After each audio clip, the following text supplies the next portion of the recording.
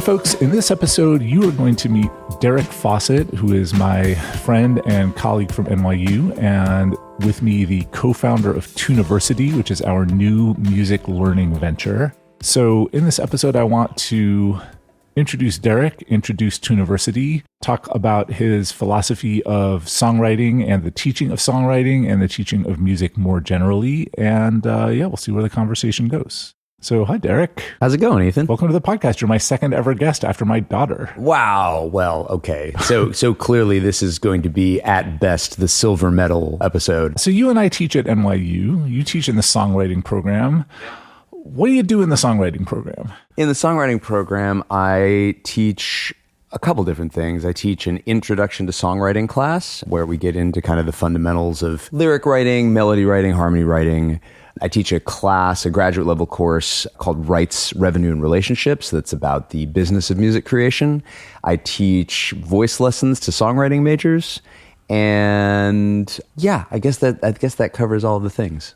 Okay, but surely creativity can't be taught, right? How do you teach songwriting?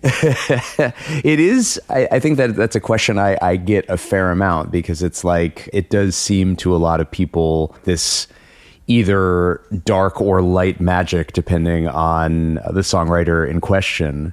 And it's true that like most of us come to songwriting in a pretty organic way, in that like we've got a bunch of ideas and feelings, we don't know where to put them, and we start writing songs to express them. And that, is generally an exercise that is not rooted in much by way of technique. It's more of just like, let me get this stuff out, for goodness sakes.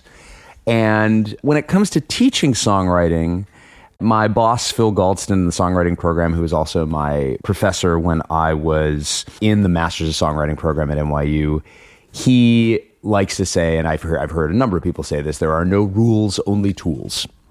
And that there are, I think that anybody can and everybody should write songs.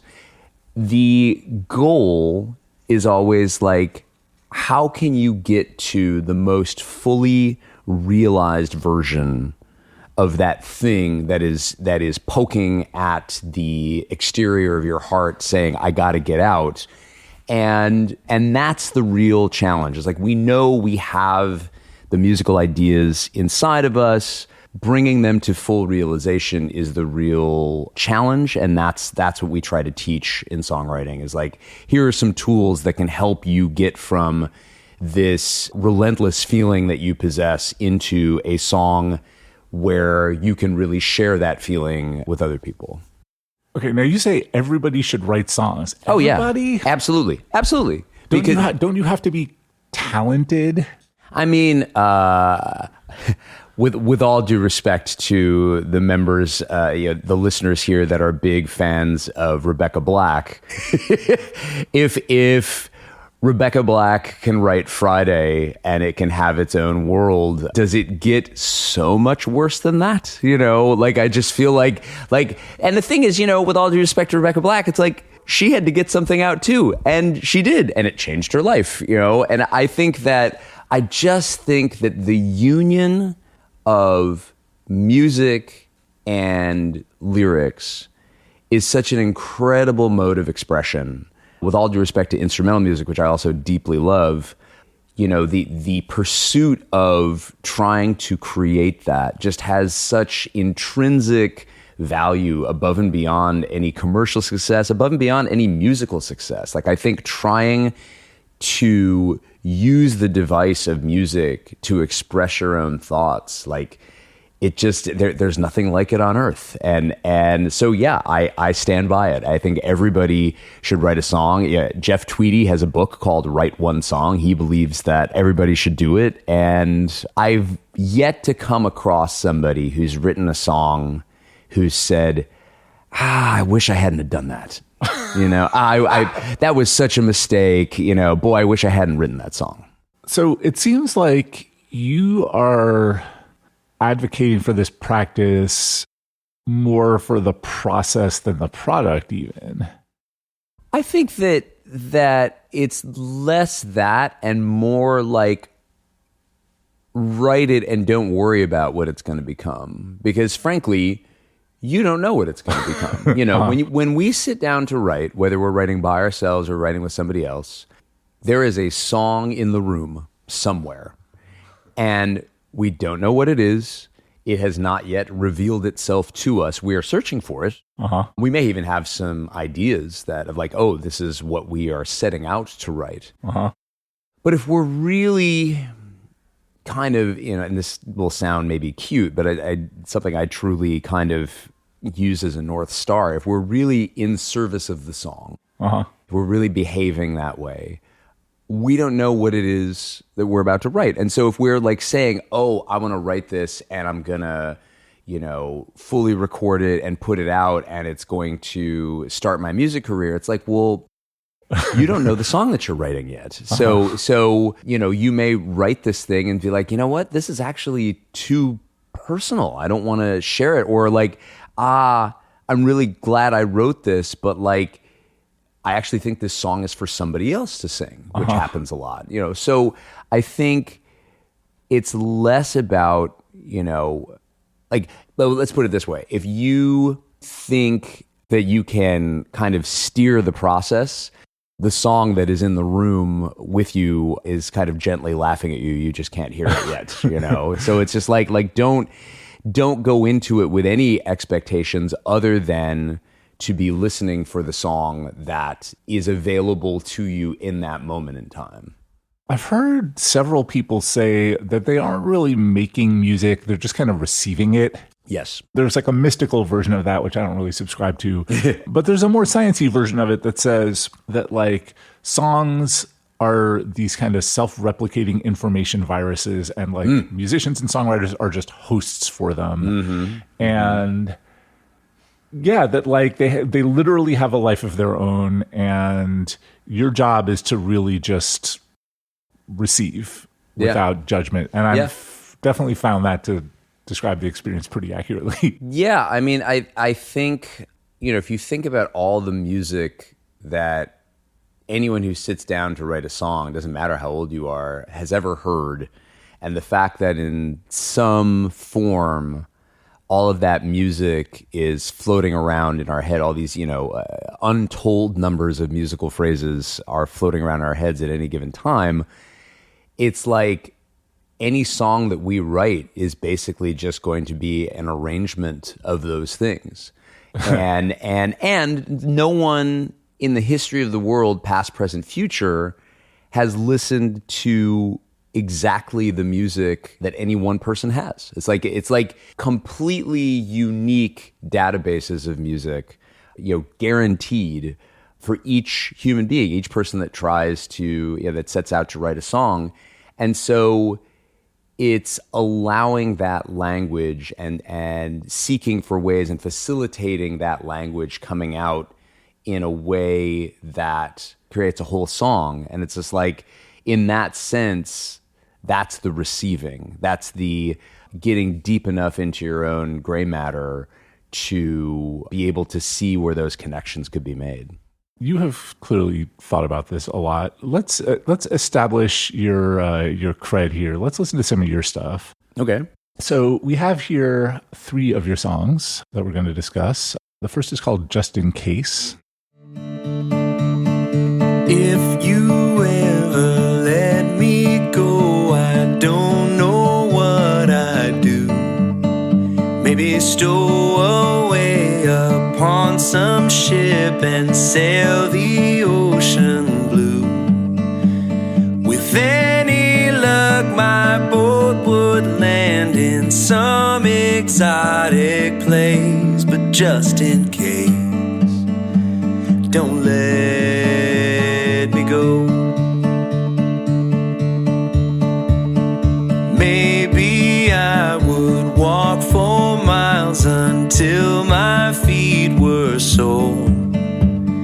Maybe I would swim a river to some distant shore. Maybe some of what I'd see would put a smile upon my face. But just in case, don't let me What is the story on this? I was in a band for 10 years that with three of my best friends. We did a bunch of touring. We put out several albums and got to open for a bunch of our heroes like America and Peter Frampton and Pat Benatar.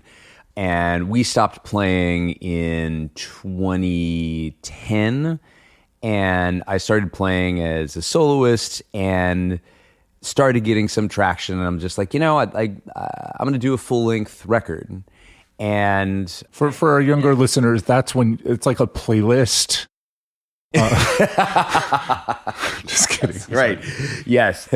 In the beginning, there were albums. Yeah. And that it was like, I don't know, it seemed like I wasn't sure when I stopped playing in my band what I was going to do next. Like whether I was, felt called, as it were, to make my own records. And I, put out like an EP, and it did pretty well. And I was like, I'm gonna try to summon all of the creative energy I have and make a record of my own. And I went down to Nashville and got to work with actually one of my former students, someone who's become fabulously successful, Cody Fry, and his partner, another former student, Nico Exitis. And I had a couple songs going into those sessions in Nashville, and it's interesting. Like, I'm a pretty sunny guy. I think most people like, oh yeah, that guy. He's that sunny Midwestern guy brings the Midwest sunshine to New York. And a lot of the album actually kind of had some darker tinges. And what's interesting is that this song, Just in Case, is the really sunny one. Uh-huh. And seemingly this is the one that's everybody's favorite. So I don't know if I just need to like shake off the gloom or what, but yeah, this one, I still play it, I put it out in 2014, but I still play it a lot in sets because people just really dig it. And are you a lyrics first guy? Are you a melody first guy? What's the order? I think I'm pretty typically, usually when I feel like I know that I'm onto something, if I'm writing by myself, it's often like I hear some phrase that seems really lyrical, but also pretty quickly, sometimes exactly at the same time, I hear a melody right along with it. And that's why it strikes me as lyrical. And so it's kind of frequently a package deal where it's like, oh, that, I need to finesse that a little bit, but that's absolutely something that that is a phrase that needs to be sung. And now I just need to build it out. It's interesting how, you can get something stuck in your head that doesn't actually exist yet. Mm-hmm. Mm-hmm. And this is the challenge, again, kind of going back to the full realization. It's just like, okay, you are hearing this thing. It's consuming your thoughts. It's keeping you awake. How do you pick apart what you're hearing, transmit it to voice memo, the page, the DAW? Like, how do you break it apart in your head so that you know what you're hearing? Yeah, even find the focus to do it, let alone like carving out the time. But a lot of it comes down to vocabulary. It's just like, oh yeah, that rhythm midway through there, that's like a cross stick across the snare drum, and yeah, so it's like this race to build the vocabulary just enough so that you know exactly what it is you're hearing, as close to it, so that then you can try to bring that into the world somehow. How do you build the vocabulary? Do you just learn a bunch of songs? Like, what's the music theory? Right. Well, so, there are no two musicians have the same path, right? And I think that songs are, frequently some of the best teachers.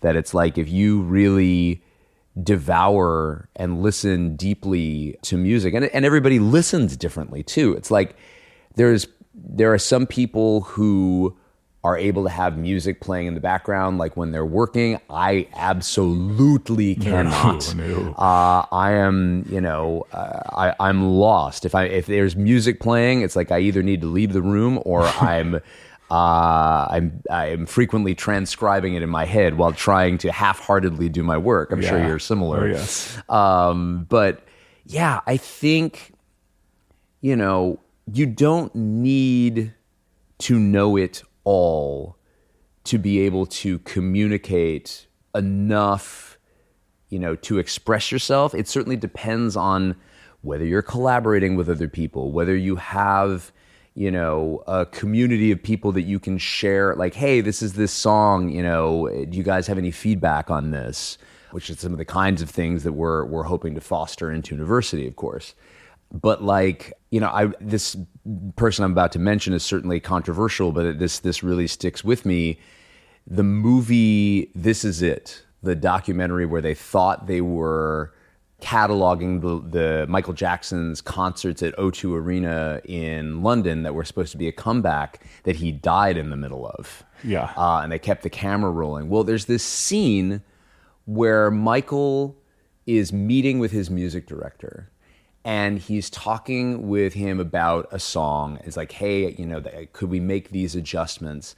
And it's clear that he doesn't have like really studied music theory language. Right. But boy, does he know what he wants. And he's able to communicate it in a way that then the music director, who does have the deep music theory language and is kind of multilingual within music, is able to communicate to the players. Yeah. So, it's like, as we learn language, period, it's like if there's something that we want to say and we don't have words for, then we kind of like, okay, let me look up some things, and let me read, let me, find similar situations that maybe might give me some language for this. And it's like, in that sense, it's this lifelong pursuit of trying to like, oh, I want to say this now, which I've never tried to say before. Let me get some extra language to do that. But I think, yeah, it's like as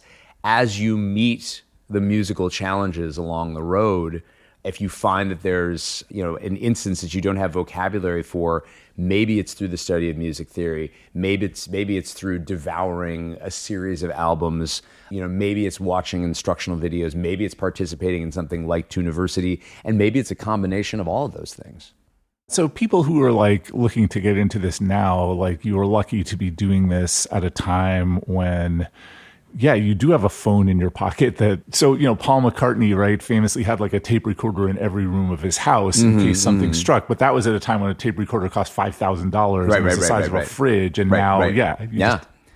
Well, and then there's the story that when they were on tour at first, they didn't have access to tape recorders. And so they set out to write songs that were so catchy that they could remember them when they got home. Yeah. Because there was no way to represent it. Like, oh my gosh. What a concept. Which is why they're so incredibly infectious.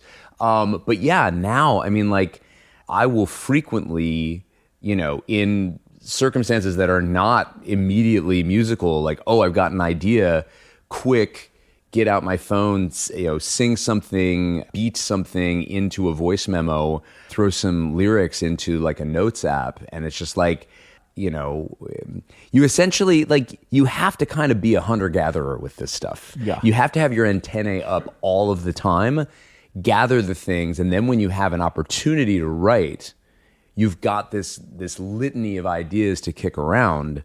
But it's like, I think sometimes people get frustrated. They just like sit down and expect the lightning to strike. And it's just like that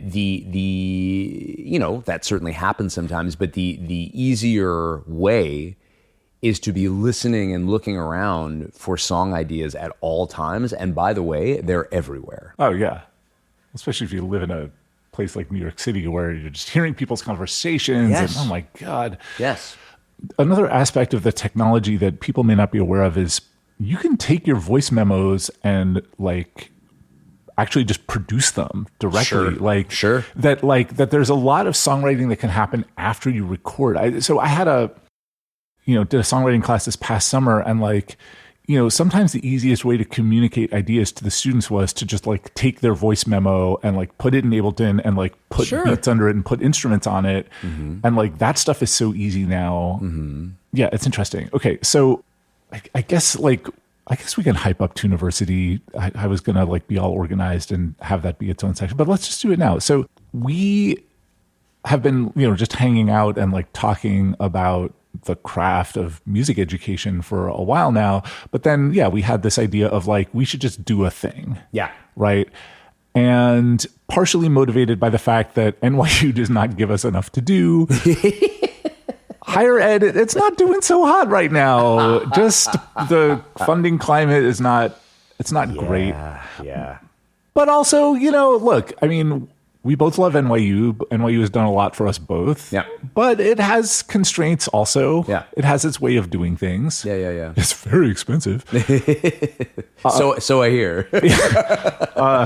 We've both been students there as well as faculty. As we've experienced directly. Yeah. And and we've both taught privately in various capacities, but there's definitely something that the two of us could do jointly that we cannot do individually. Yeah. And I don't know, it's like, evangelists they've come across something that they deem is like such great news that they want everybody to know about it, and like, I love, like you, I love teaching at NYU. It's such a great musical ecosystem. It's never going to be a place where everybody can make music. It has it's like you say, its own litany of constraints, and it's just like, man, one of the things that we kept talking about is like, what about the people that don't have access to NYU? What about the people that's just not their life path? And that's not even necessarily their priorities to have it be the full-time professional pursuit of their lives. And it's like, for those people, somebody needs to create something else, and this is what we've been kicking around. It's just like, we know that it's not just university students who are consumed with writing songs, and we hope that Tuniversity can be the space for those folks. Our musical culture is so youth obsessed, and we forget like you're going to be a grown up a lot longer than you were a kid, and you're allowed to like learn new things and try new things. Yes. Like, yep. So my stepbrother, one of my stepbrothers, is in this new relationship with this woman who she like started writing songs in her 50s, and they're great. Wow. Because she's like a grown-up with a lot of life experiences. Yes. There's like a lot more to draw on there than a 15-year-old might have, And I'm like, yeah, right. That makes sense, right? Yeah. And it's like on the way over here, I was listening to a New Yorker article about how participation in music things has gone up amongst people who are in their 60s by like 7-fold. And so like, Yamaha in China is shifting their marketing of saxophones to like senior. It is, music's one of these amazing things. Like if you were 35 years old and you're like, I'm going to start playing competitive American football. It's like, maybe, I'm not going to completely rule it out, but there are some limitations that are inherent, but it's like music's one of those things that like, not only is it something you can do your entire life, it's actually demonstrably good for your brain. Oh, yeah. Good for cognition and is satisfying at any age. There's no part of a person's life where it's for certain, they just got to their 40s. Music isn't going to be satisfying for them anymore, and so it's like, it's just one of these things that, one of the few things that you really can enjoy from cradle to grave, as it were. And yet, I don't know that societally we provide enough infrastructure for that to take place. And this is the impetus of what we're talking about. We're just like, we have a sense, and especially I feel like in our conversations, you have this sense of this population that is so hungry for, participating in this, but participating in this in something that feels like a community where people are talking about stuff and exchanging ideas that doesn't yet exist. And so this is what we're trying to bring into being. One of my favorite ever private students, this guy, Rob Precht. Hi, Rob, if you're listening to this. Hi, Rob. So nice to meet you. Rob is a retired attorney in retirement, was like, all right, I got the time now. Yep. And yeah, working with that guy is just such a pleasure because, again, he just has been around the block, man. He knows his stuff. He just knows a lot about a lot. And we were learning about, audio production, Ableton, and, some of these dance music production techniques, but he definitely had a vision. All we were doing was just enacting the vision, Yeah. And I think there's probably a fair number of Rob Prechts out there. Yeah. But again, we're in this time when realizing the vision in sound is so easy, you all cannot believe it. Having the ideas is so much harder than realizing the ideas. Yeah. And yeah, there's some learning involved, but I guess, my analogy for music tech is Microsoft Word. Writing is hard. Microsoft Word is not hard. Yeah, right. Yeah. And I feel like it's kind of where the DAWs are at. Yeah. I mean, I still marvel at the idea. I mean, it has now been some time since I was an undergrad, but when I was, if you wanted to record music and you weren't signed to a major label or an indie label or something like that, you needed to have some in at a studio. I remember how big a deal it was. Or just a lot of money. Yeah, totally. There was a band that we all looked up to. I went to Western Michigan University. Shout out to the Western Michigan Music Program and Broncos everywhere. There was a band called Knee Deep Shag they were the local heroes, and a really, really excellent band. And we heard that they were recording a record. And that just seemed like space exploration. It was just how really? Yeah. They're we know them. Right. How are they recording a record? And the amount of ease with which you can now record, professional grade, at least from a fidelity standpoint, music is really shocking and is one of the great kind of artistic innovations of the past 50 years. You're a little younger than me. Did you ever record on tape? There was I borrowed somebody's multi-track tape recorder. One of those Tascam. Exactly right. Yeah. And I messed around with that, but I didn't really do.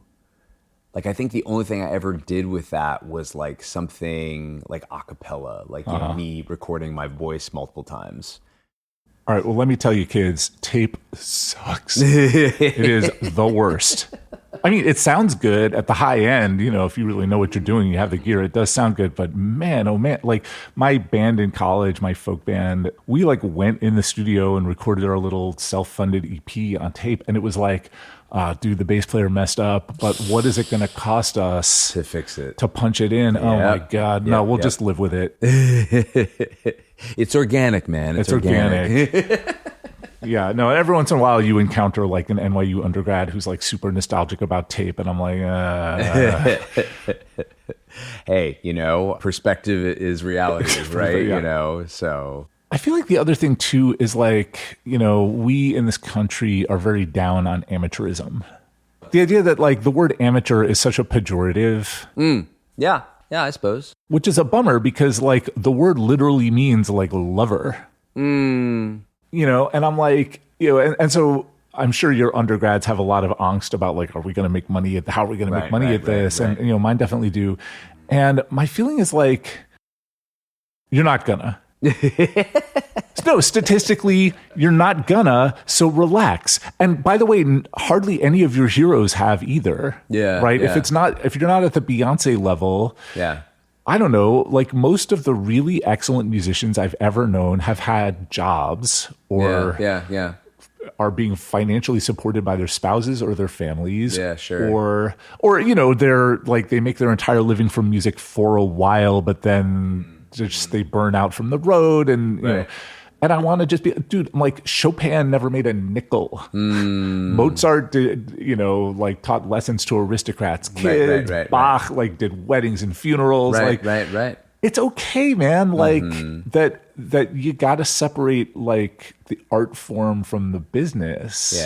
Yeah. Well, and the thing about like, there's this forever uncomfortable tension between art and commerce, right? And it's just like, people who are heavy on the commerce, go into the music space and they're confused because they're like, well, wait a minute, what do you mean they're going to make something and it's not necessarily going to make money, Right. We got to release 20 records and hope that one of them goes somewhere. Yeah. I mean, like the financials of how like major labels work, like 97% of records on major labels don't recoup their advances. Yeah.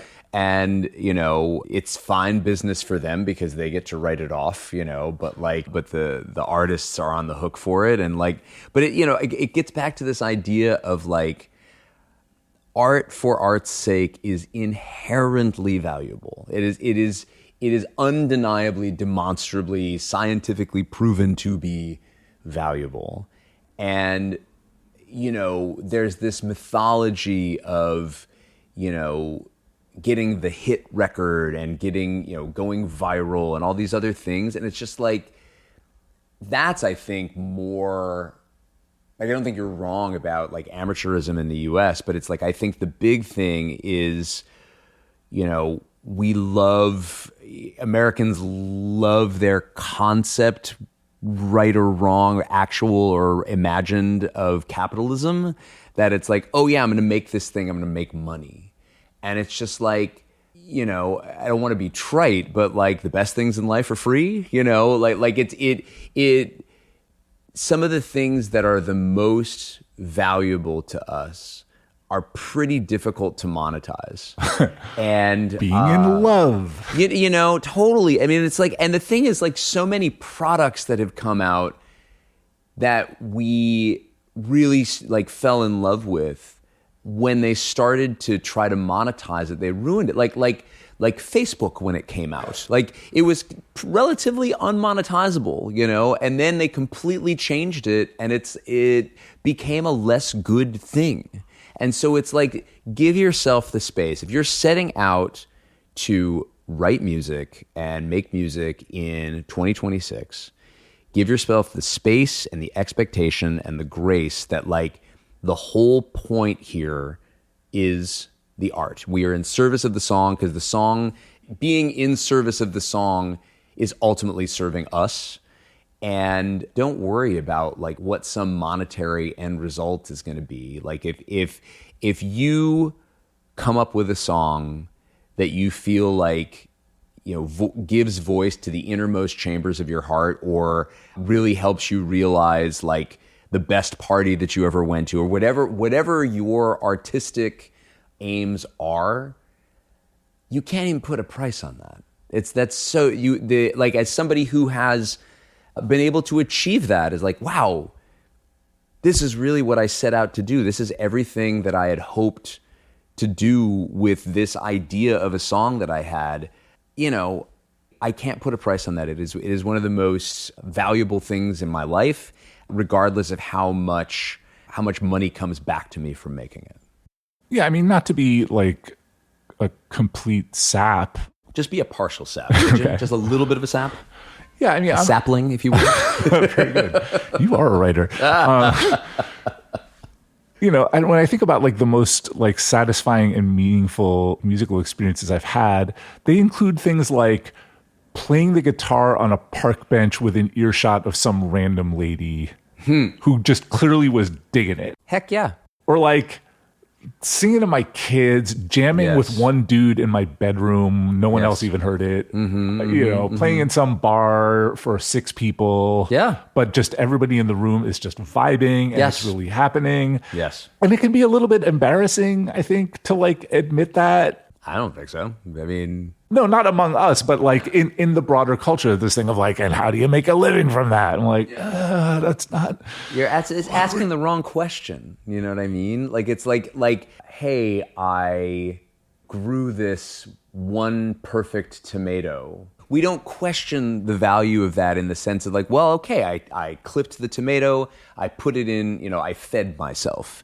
Right, we're not like, and now are you starting a tomato farm? Right, exactly. And it's just like music. We feed ourselves musically and kind of spiritually and soulfully through music that we make. And it's just like, I think because it is this mystical thing that like, packs a lot of power but has no physical presence, and that we have a hard time figuring out exactly what it is. And so then we're like, oh, so it's this thing you can make money with. It's like, well, maybe, but like not really, So yeah, I think that money is part of too many American conversations anyway. Let this be a place where you can put those concerns on pause and just like make art because it makes your life more beautiful. Although ironically, I will also say that, among the people who I've known who have done this for their living, that did tend to come about because they were chasing their kind of most idiosyncratic internal, that if you're like, I'm going to write a hit song, like, how often does that work? Yeah. Well, the other thing that I was thinking about as we were talking about this is like all those examples that you gave, they usually involve at least one other person, and this is another big reason that we want to build Tuniversity is that like, plenty of the people who will sign up for Tuniversity and be a part of the online sessions, be a part of the tune-ups in person, if left to their own devices, would write songs anyway. Would just like, hey, they're going to take the skills that they have, the understanding they have, and they're going to write songs. And in that sense, they don't need Tuniversity. Where Tuniversity makes everything better is that making music can be lonely, actually. And sometimes you need the loneliness to make the music, but sometimes it's like, God, I would give anything to share this with somebody or to share it with somebody and get some feedback, and just like, what is, like I'm stuck on this line. What am I doing wrong? And like, so, making music with other people is one of life's great pleasures. Yeah. And and maybe saying the most obvious thing that anybody has said all morning, but like so we want to create a space where people who are already furiously, fervently, passionately making music but are otherwise kind of isolated for any number of reasons that like, hey, I'm not a pro and none of my friends are musicians and I've got no one to share this with, or, any other, litany of life circumstances that like, hey, once a week we're going to come together and we're going to, there's going to be like a lesson on how this works. And there's going to be opportunity for you to do it and to share it and to talk about it with other people that are of like mind. And that like, so in its own way, in addition to being a place for learning, that it's also kind of like a music social club. Yeah, and that's important, right? Because like, first of all, just for validation and motivation, it's nice to have somebody else be like, write a song by Tuesday. Yeah. You get a little deadline in there. I'm sure you've had this experience too, where I feel like, I impart knowledge to the kids at NYU, but I feel like a lot of what I'm doing is just creating psychological motivation to do the thing that they want to do, but just can't necessarily overcome the friction of life or anxiety or whatever. Yeah. And scaffolding. And you're hey, here is this space within which you can do this thing. If you need help, let me know. But otherwise, please go do this thing. Yeah. And like, and as I think about like my own like music learning experiences, I mean, one of my best ever music teachers was like a jazz theory teacher in college. And he would just be like, all right, by Thursday, write a 12-bar blues. And I'd be like, oh, you can just do that? Oh, wow. Yeah. Like just something about like having an external force. Yes. Yeah. Extra frame of reference and perspective beyond your own. And like, yeah, like I submitted it and everybody in the class listened to it and he listened to it, but I don't remember what feedback anybody gave. That was almost beside the point. It was just like, oh, I did it. Other people's feedback is helpful, but the main thing is I did it. Yeah. I'm a guy who does this now. Do you remember the title of your blues? Oh gosh. I mean, this was back in the 1900s, so no. No, but I vividly remember how it felt to like bring it in the room and play it for everybody. I got the Gen X blues. At that point, I don't even know that we were known as Gen X. But, I want to talk about your song "Running Out of Sundays."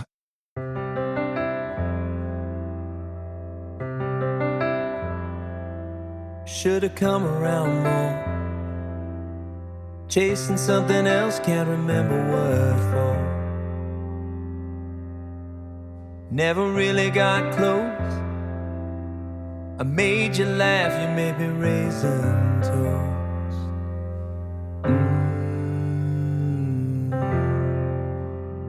These shoes of yours, you left them with a note by my bedroom door.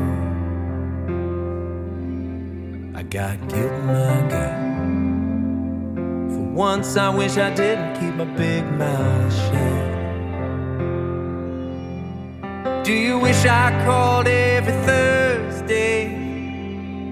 Do you ever miss me on your birthday? Promises empty as a hallway. Now I'm running out of Sundays.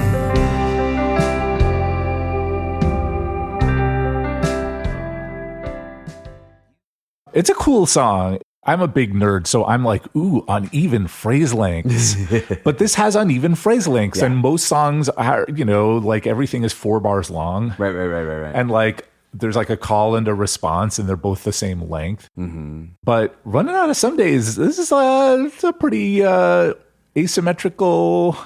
It's not, but then it's not weird. Like it's organic. Like it sounds nice. Like it doesn't sound like you're trying to be intellectual. Yeah. Is that just kind of how it fell out, or were you like, yeah, I'm gonna be? Yeah, no. This is the thing, is because I chafe a little when I hear songs that are in mixed meter, or like have some sort of rhythmic abnormality that kind of seem to be saying like, hey, look at me, I'm rhythmically abnormal. I can count to 5. Yeah, check it out. Yeah, and it's just like there's this concept of being taken out of a song, that it's just like, oh, that thing happened in the song and that took me out of the world of the song. And it's like, that's the last thing I would ever want to do. And yeah, this song, I have to give some real credit to Rosanne Cash, who was the first Americana Music Foundation artist in residence with the NYU songwriting program, multi-Grammy winning Americana singer-songwriter in her own right, also happens to be the daughter of Johnny Cash. So has an amazing legacy of her own, but is part of a even larger legacy of the Cash family and the Carter Cash family. And this was toward the end of my time at NYU, and she had this lyric writing workshop that I just thought was so impactful, and I use a bunch of the things that she suggested in my own teaching now.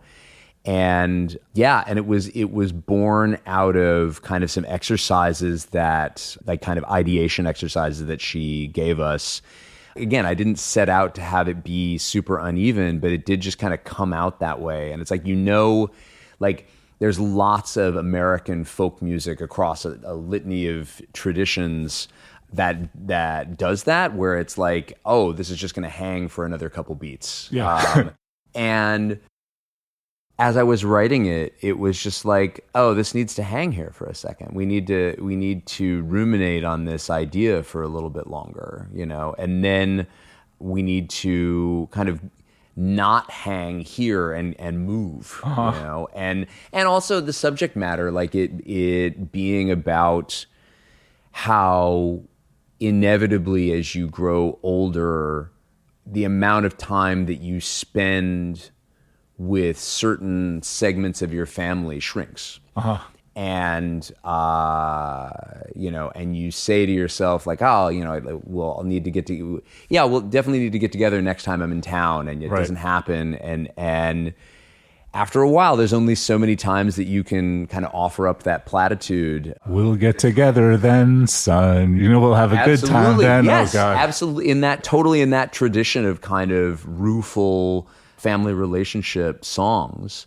Yeah, and so it has this jagged nature to it, I think, because the singer, in the world of this song, the singer's really kind of going through it. I assume that you're a Dolly Parton fan because you're a carbon-based life form. Yes. Yeah, she's love me some Dolly Parton. Yeah, because she's the queen of the organic phrase length, right? Yeah, Jolene, and yeah. He talks about you in his sleep, and there's nothing I can do to keep from crying when he calls your name, Jolene. And I can easily understand how you could easily take my man, but you don't know what he means to me, Jolene. Jolene, Jolene, Jolene, Jolene, I'm begging of you, please don't take my man. Jolene, Jolene, Jolene, Jolene, please don't take him just 'cause you can. Although it's like, then she turns around and like, I guess she wrote 9 to 5 all by herself. Yeah. Tumble out of bed and I stumble to the kitchen, pour myself a cup of ambition and yawn and stretch and try to come to life. Jump in the shower and the blood starts pumping. Out on the streets, the traffic starts jumping with folks like me on the job from 9 to 5. Working 9 to 5, what a way to make a living, barely getting by. It's all taking and no giving. They just use your mind and they never give you credit. It's enough to drive you crazy if you let it. 9 to 5 for service and devotion. Like she certainly does a lot of kind of straightforward phrasing. Oh, yeah. But yeah, I mean, I guess this gets down to like the individual nature of songs. Pat Pattison, who wrote Writing Better Lyrics and was my colleague when I was teaching at Berkeley, still teaching there, talks about stability versus instability. That like when something is really consistent rhythmically, there's a certain stability. Like there's a I can predict what's going to happen. Like there's not, the expectations are not disrupted. And that when something is a little more jagged, the listener is kind of more on their guard because they're not sure what's going to happen next. And it's like, if you're trying to write a song that says my love is a rock that you can stand upon, that you can really feel safe in, you're not going to want to write that in with jagged phrasing or an off meter, because then you're going to have a dissonance. Like it's not like prosody won't be achieved. I will always love you, and that's why the phrases are all 4 bars long. Mm-hmm. Yeah. That it's just like, hey, I mean this. So let's talk about writing with and for other people. Yes. Because my third example of your work is Another Place by Zingara. I'll take you to another place where the crystal children wait. Shift your mind and understand. Lead us to fulfill your fate. You already know you've been there before, hidden deep in your dreams.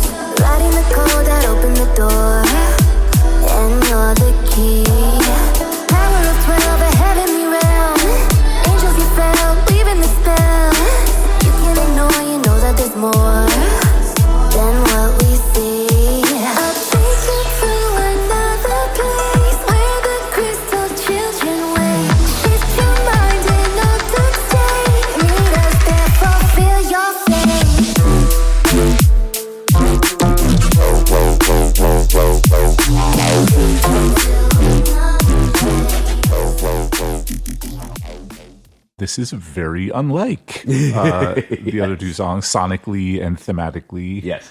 What was the process here? First of all, shout out to Gabrielle, whose artist name is Zingara, and my co-writer Jessica Chertok, who is my EDM whisperer.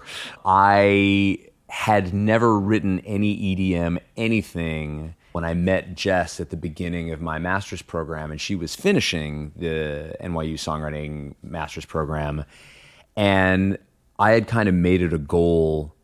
I wanted to write, the program at NYU songwriting is relatively small. It's like 50 students. And I'm like, I bet in 2 years, like I could write with everyone. Like, why don't I set that as a goal for myself? Oh, yeah. And I knew that Jess was about to graduate. So I'm like, well, let me reach out to her and write with her first, because otherwise it would be harder to make that happen. And so we set up a session. This is this is the pit of the pandemic. This is fall of 2020. And so we have this Zoom session, and it's like, I realized I didn't really know what she did, And so I'm like, so what do you do? She's like, oh, mostly EDM. And I'm like, I know that EDM stands for electronic dance music. Beyond that, I don't know a lot. And what was so amazing about it, and this just speaks to the power of songwriting collaboration, is that it didn't matter. Like, it was like, she, meanwhile, was an expert when it came to EDM. It would guide me to the finer points of like, well, this is where they're going to want to drop and kind of some infrastructural things that I didn't know. But otherwise, we were just trying to write the song that was in the room, And so we got a couple songs cut pretty early on, a song called Puppeteer and a song called Juggler. We had this, what we like to call our creepy carnival catalog that just kind of has this like unsettling, almost like elements of Eastern European with the kind of instrumental melodies. And what we would do, and this is kind of par for the course in EDM, is that a process that's frequently referred to as top lining, where you get some folks to work on the lyrics and the melody, and then you work with a DJ, EDM kind of track maker, and they deal with the instrumental. And so you're doing the top line. You're just getting the melody and the lyrics. And that's how Another Place happened with Zingara, that Jess had been writing with Zingara for a while. And she brought me in on a session. And so we had, I think Gabrielle had already made the track. And so we just had to write a melody to it. And sometimes in certain situations for certain people, that can feel pretty limiting. It's just like, no, I want to have control over the harmonic and rhythmic elements of this. But sometimes it's like, great. All I need to do is react to this, you know? And it's like, that's what you're doing anyway. Like when you're writing and you're controlling all of it, you're reacting to what you understand the structure to be. But there's something kind of nice of just like, okay, here's this structure. Now I just need to kind of react with some melodies. My bachelor's is in jazz studies. I've done a lot of, studied a lot and done a lot of improvisation. And so it's like I'm just improvising over the changes. Yeah. And Jess has some jazz background as well. And so it's just like we come up with a melody that matches and complements the track if we have the track first, which we don't always. But well, especially in this kind of music, you often do, right? That is the usual flow. It depends. Like, I know we've written a lot of things where we don't have a structure to go off of. We end up getting something that's fairly clear in our heads, but we need to kind of distance ourselves from it because we know that the DJ is going to go whichever way they're going to go. And we intentionally send in a recording that Jess makes, because she's usually the one singing, and she's singing on Another Place, where it's super open so that the DJ doesn't feel like that they feel like they can do whatever they want. So Björk, right, now she just produces everything herself, but early in her career was collaborating, with all these dance music people. Yeah. And like, Yeah, she would like hand them something and they would hear the chords like completely wrong or differently from her. Yeah. But if they came up with something that was like cooler than what she had in her head, she'd be like, oh, great. Yes. So like Jóga, right? That like Mark Bell came up with that bass line and he heard it in the relative minor. Ooh. She meant it in E major. He heard it in C sharp minor. And she's like, oh, dude, this improves it hugely. So like the first chorus is in E, but the second chorus is in C sharp minor. Ooh. I love that. And you push me up to this state of emergency. How beautiful to be state of emergency is where I want to be. State of emergency. How beautiful to be. In the electronic music world, yeah, if you can kind of let go of your expectations a little bit, you get these delightful surprises from producers sometimes. Well, and I don't even know that that's specific to EDM. I mean, it's just like this. That's true. This is the thing with collaboration. It's like it's a risk in the sense that the people that you collaborate with may not, they won't fully share your vision. Like it's impossible for two people to perfect. I mean, there are times where it's like, oh, we're really in sync on this, but like it's still going to be a little different. But that's the point is this promise of, you know what? The person I'm collaborating with will hear things that I can't hear. Yeah. And that will ultimately, again, serve the song better, you know? So I'm somebody who came to co-writing fairly late. Like I was in my band from like 2001 to 2011, still wasn't really co-writing until like 2016 when I switched PROs to CSAC. And then my rep, E.T. Brown. And if you study with us, you will find out what that means. Yes. Sorry, alphabet soup. But that he connected me with some writers when I went down to Nashville. And I'm just like, oh, wow. So with these songs, I don't even have the option to like get frustrated and put it away and then not touch it for 3 months. It's like, oh no, I'm in the middle of a 3-hour songwriting session and I'm gently obligated to work with this other person to come up with something. And all of a sudden I'm like, wow, I've never been so productive as a songwriter. Like I within like 4 years, I'd written 100 songs. Wow, and it's just like, I've never been this productive before. And it's just like, it took me way out of my own head and out of any self-consciousness. Cause it's like, no, it's like, it's like two plumbers working on a sink. It's like, we got to get the sink done, you know? That's a very unglamorous picture. I mean, honestly, it's true. Like it's like to quote Elton John, it's just my job 5 days a week. You know, I mean, it's like now it's like, yeah, we're not, on our own altar of self-consciousness. We are in service of a song together. And honestly, I've never done an escape room.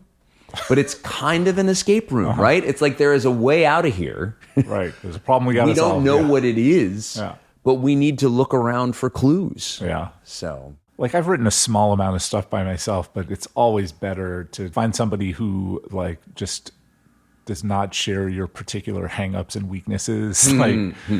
Like, I'm like Captain Analytical. So you want to pair me with somebody who just is like a wild, uninhibited, just they open their mouth and stuff flows. And then I go back in and impose order afterwards. Yeah, it's nice to know that about yourself. So I'm looking at the clock here and thinking that like we should do more episodes because man, there's like 50 more things I want to talk about. Okay, Andrew Hickey with the 500 Songs podcast can do 5-hour episodes and people will listen to them. I haven't tested my listeners with that kind of thing yet. But, not to mention yourself. Well, also, he has an editor, man. That's unfair. Yeah, there's a lot more to talk about here. Okay, so yeah, we do have this like self-interested motivation for talking about this, which is we are now running this thing and we want people to sign up for it. And, and we should talk about like how we're like structuring this thing. Yeah. So we are going to run these classes, but we're also offering the opportunity to sign up for stuff a la carte. The idea being, if you don't want to commit 8 weeks, but you do see that we're talking about choruses. Yeah. Yeah, the a la carte thing, that was your idea. Yeah. I love an a la carte menu. It's, how I get so many of my meals. But that it's like each, so it's an 8-week online course, and it's kind of grouped 2 sessions by 2 sessions, where the first session presents a topic and gives the participants an assignment that, hey, write something. We've talked about this particular aspect of song. Write within the next week, write this section. And then the second class, people share what they wrote. We talk about it. We get into, kind of applying the tools and things like that. So for example, the first 2 classes, we're talking about choruses and as that relates to melody writing. The chorus in most recent popular song, that's the most memorable part of most of those songs, and therefore a great place to kind of study melody and kind of how melody works, how melodies can be catchy or less catchy. And so, we're going to get into that in the first session. You will be assigned to write a chorus using kind of the stuff that we go over and have it ready to share at the second class. Then the next week, we get into verses and lyric writing. So many verses are where the exposition of the song really takes place. So getting some tools as it relates to lyric writing makes sense for that. You're assigned at the end of class number 3 to write a verse, maybe multiple verses if you're feeling so inspired, and that can hook onto your chorus. And then in session 4, you share that and we go into that deeper and so on from there. And that, for many participants, they will have at least most of, if not an entire song by the time they're done. Some people might be like, oh, this is fun and easy. I'm going to write several of these, and I'm going to bring in my favorite one, But the idea of like this breakdown of lyrics, melody, harmony, choruses, verses, other sections. And then toward the end, we get into editing, which is like less kind of like, at this point, you've already gotten the idea in some kind of tangible medium that you can play with it. And now we're going to go through and like, okay, how can this more fully realize itself? How, what about this could use a little bit of finessing to more represent what you're actually trying to do? And so we hope at the end of 8 weeks that not only, first and foremost, that there'll be this nice new community of songwriters that you're in and that we're all a part of, but that you'll have a bunch of new tools and a bunch of new inspiration to go out and write a bunch more music. And tell me about the tune-up, because both this term and the concept behind it were also your idea, and it's a good one.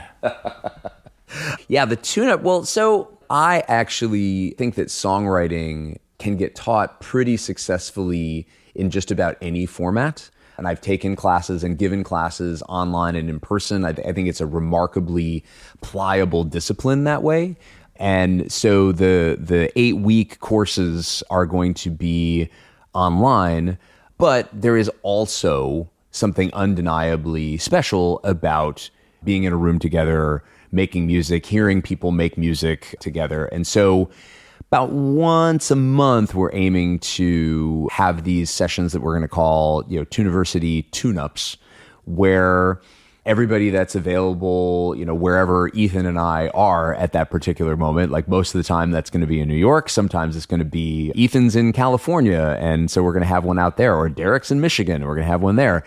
And where we get together, there's a mini lesson on some songwriting topic of interest, and then from there, people can showcase stuff that they've been working on. If they want feedback, great. If they're just trying to share, that's also great. And then we just kind of hang and talk about music and talk about each other's work. And it's almost like a songwriting salon in that respect, of just like sharing and discussing. And yeah. And so we decided that it's like a both and approach as far as modality seems right for what we're trying to do. That it's like, we want this to be available to people around the world. And so we want to make it the 8-week session available online. But for anyone that's interested, that they're just like, hey, my primary objective is that I want to be in a room with people making music, that we have these tune-up sessions that whether or not you're taking the 8-week course, that you can sign up for and come join us.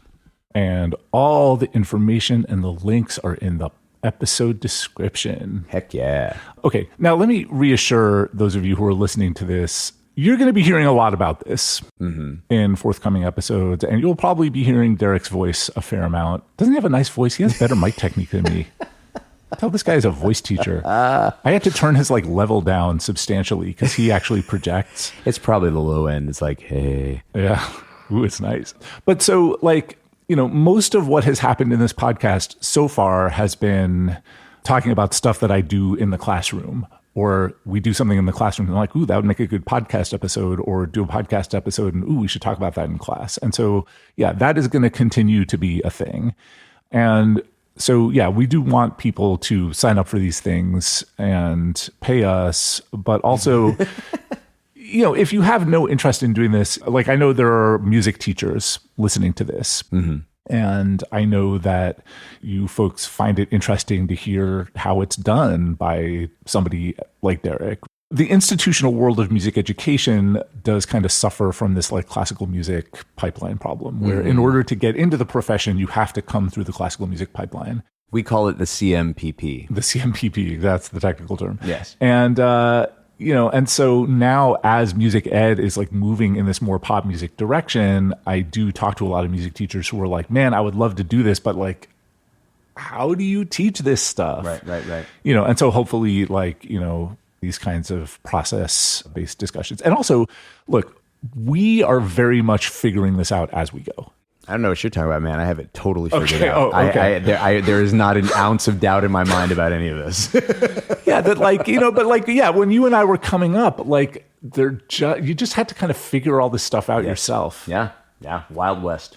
And you could study jazz, and we both did that, but that's not exactly what we're talking about here. Yeah. Writing a song is not jazz; it's jazz adjacent. Yeah. The process is very much one of discovery for us as teachers, not just for our students. And for me, that's super exciting. Yeah. And it's, I think I've talked to a lot of, similar to you, Ethan, music educators that are interested, but as scared as any of our students would be when being presented with a new skill that they just don't feel like they know. Of just how do I teach this? If you told me tomorrow you have to go conduct a wind band, I would be like, Yeah, right. Yeah, and so if you're taking a wind band director and be like, these kids are going to write songs now. Yeah. And it's just for anybody that participates in this in any way, whether it's the podcast or actually participating in anything that Tuniversity is doing, it's this is your low stakes opportunity to find an on-ramp to trying these things out. You're not going to be doing them in front of your students while everybody's watching, because that's one of the scariest things, right? Is I'm trying this thing out and I don't know what I'm doing and my students can tell, I think every teacher has been there at one point or another. And it's just no. Come over, hang with us where everybody's just doing their best, try to figure it out and try this. See which, when it comes to the question of how do you teach this, see which techniques and kind of philosophies really resonate with you. If they really resonate with you and you present them to your students, probably going to resonate with them too. And I want to hit one last bullet point here and then we'll wrap. But one good thing about teaching outside of universities is you don't have to give grades. Yeah, ain't no grades. Grades are the worst. I mean, I'm sure they serve some function, but for creativity, oh my Lord. I taught for 11 years at New Trier High School in Winnetka, Illinois. Shout out to anybody, any of my former students out there. And I taught jazz and pop voice lessons. I taught an improvisation class that meant after school once a week. I was the assistant director of a couple different, the jazz choir and the men's group and things like that. And I never had to give grades to anybody. And I have to tell you, I'm still, Cody Fry was one of these students, actually.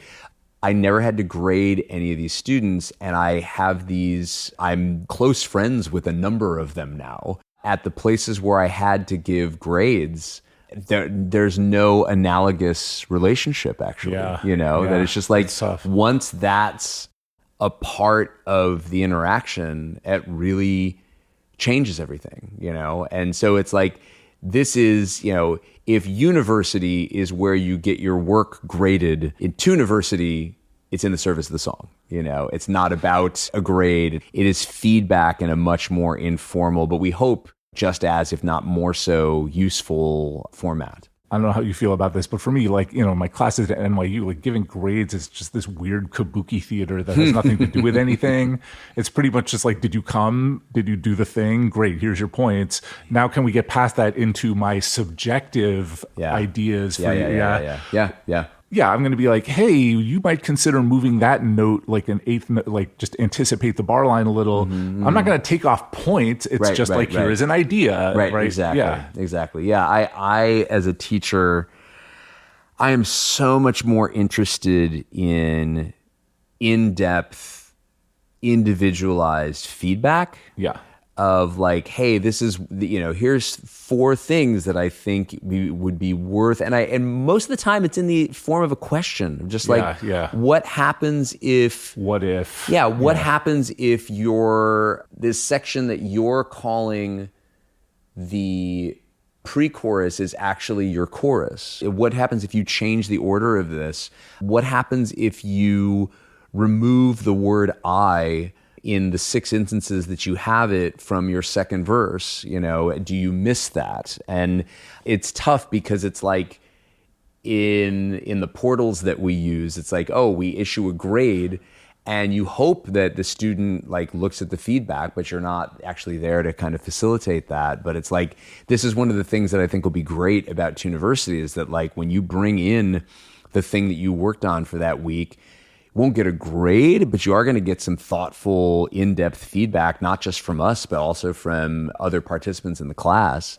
And then it's like this discussion about it, like all of us in an art gallery where your work is at the center and we're all sharing our perspectives, and then it gets really heady and fun. So it's kind of more of an art school model than a music school model. Hampshire College. Oh, pour one out for Hampshire College. May they rest in peace. Yeah, my sister went there, and I love that place very deeply. But not for nothing, so many of our music heroes came from art school. Yeah, so many, right? Mm-hmm, I mean, Duke Ellington, John Lennon, David Bowie, Jerry Garcia, Talking Heads, just so many of them. Yeah. That visual art, yeah. That is not an accident. Yeah. That is very much the healthy model. Yeah. Well, and also the idea that music was the thing that they did to blow off their other, right. That it's just I ended up not to put myself remotely in that list of heroes that you just mentioned, but I was floundering in my music ed methods course one semester. It's just I just really have this, something doesn't feel right about this work. I'm having a hard time motivating myself to do it. And I started working on a vocal arrangement for the group that I was in of the Gershwin song Summertime. And, ended up presenting it to the group, and it ended up getting published and still gets used kind of all across the country all the time. I get a tiny check from Hal Leonard every year, and it's just that was done procrastinating other things that I was being assigned to do, and it's just this, I think, is probably something that we're going to find amongst Tuniversity participants. I would not is that be at all surprised. Yeah. They're doing this stuff. They're writing music instead of the things that somebody else is telling them to do. Yeah. And it's this is where you can unabashedly and not as a procrastination technique do the thing that you actually want to be doing with your time. Yeah. Let's leave it there. Thanks for having me on, man. This is fun. I'm sure we will be doing this many more times. Folks, look in the episode description for how you can learn more about this and sign up for it and join us in person. And thank you very much for listening. Thanks, y'all.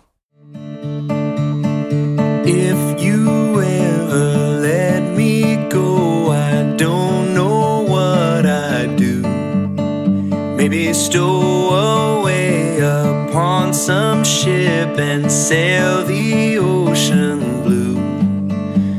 With any luck, my boat would land in some exotic place. But just in case, don't let me go.